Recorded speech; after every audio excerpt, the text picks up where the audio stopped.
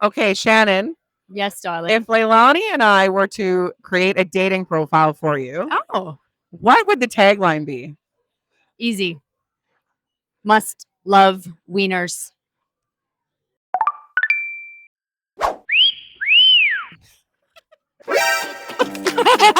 Absolutely not. THC toxicity. Rottweilers. Keeps you up all night? That bothers me. Stinky breath. The blue tongue as well.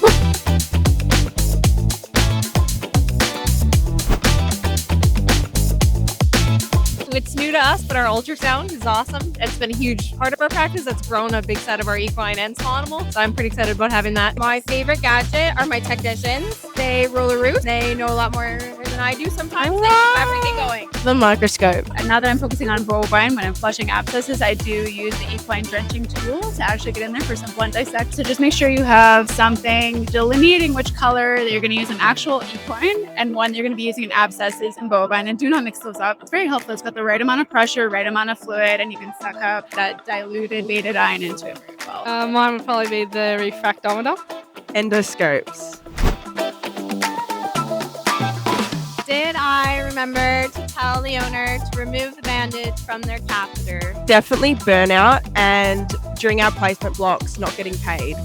The amount of long hours and the stress it takes on you dealing with a lot of different clients and situations. I'd say burnout and the long hours with little pay, really.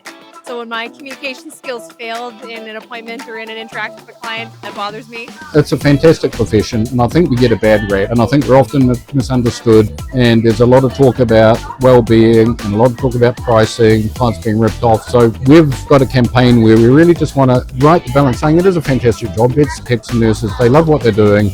They're doing their best. If they wanted to make money, there's a lot of other stuff they'd be doing. There's a lot faster ways to become con artists. So just trying to shift the public's perception, the pet owner's perception of our profession. I don't think we always do a good job of doing that, and I think we often are too busy to do it. So if we can reshape that in any small way, that's definitely a passion for me. A golden retriever, because they're just my favorite, happy, just behavioral, fluffy pets. I would say anything with poodle in it, just because I'm biased, because I love my little poodle. Rottweilers. I love them. I would have to be Labradors. They're just such big, lovable balls of energy. I love them. Any working dogs. Shiba Inus are always going to eat your face off. Chow chows because of the blue tongue as well. Is shepherds. They're a little, I find that there's no warning. I still love them. They're a little snappy sometimes. It's like any little small breed that has stinky breath. My first dog bite was a corgi. A corgi? Yeah. Okay. And then chihuahuas I struggle with. A few chihuahua dog bites as well. I would redo the vet on Grey's Anatomy from the early couple seasons. I think we need an accurate vet on Grey's Anatomy. That's my hot take. I would want to be in New Girl because I need to meet Winston's cat Ferguson. I'd go Doctor Who so that I can meet David Tennant. Absolutely not. Tell me why. Not even a little bit. Well, one, we get the foundational knowledge in school, but we don't have the technical practice to do it. The confidence level isn't there. Old school veterinarians really like to do their stuff, and they don't like to delegate because they've got trust issues, or they don't want to teach you how to do it the way that they like to do it. They'd rather just do it themselves. Techs across the board just don't have the comfortability or the confidence, or they've been bullied into thinking that they're not good enough to do it, so then they don't want to try. I think it really depends on the clinic. I work in a day practice and I work in emergency as well, and I feel like maybe it's something that emergency clinics tend to do better than day practices. There's a bit more scope for nurses to do a lot more nursing and a lot less kind of just general assisting and cleaning and all those kind of less interesting jobs. But I think it is something really important for nurses to keep longevity in the profession, especially with junior nurses. It's kind of quicker to the vet will just do something in a way that maybe in other parts of the world it's just a nurse role, so the vets don't do it at all. I think maybe that's part of it. There's probably no other staff to do the kind of less interesting jobs as well, and so they kind of fall to the nurses, sometimes to the detriment of them getting to do the more interesting stuff. But I do think it's really important to try and maximize that using full scope and encouraging nurse development for sure.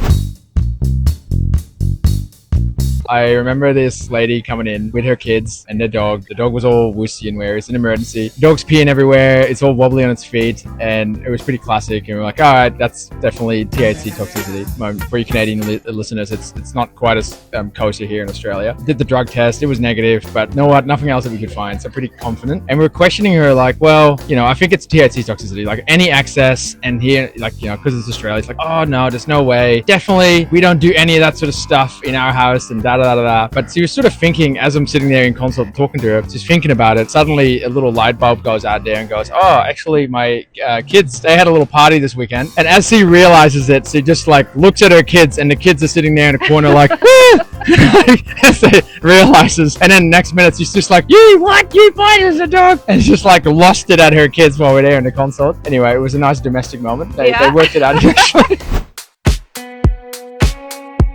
Just the willingness to change and embrace, number one, new technologies and new ways of thinking. I feel like VetMed has been very stuck in olden days, and but that is starting to change, and we're catering more to pet owners, but also maintaining those high levels of care. We just need the advocacy and client education on why fees are so high to catch up a bit.